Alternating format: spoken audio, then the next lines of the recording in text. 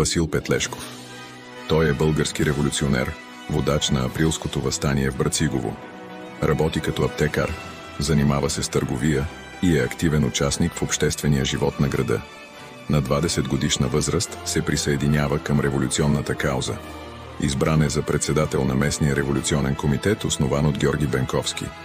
Началото на априлското въстание го заварва в Панагюрище, но той веднага се връща в Брацигово, за да организира въстанието там и в околните села.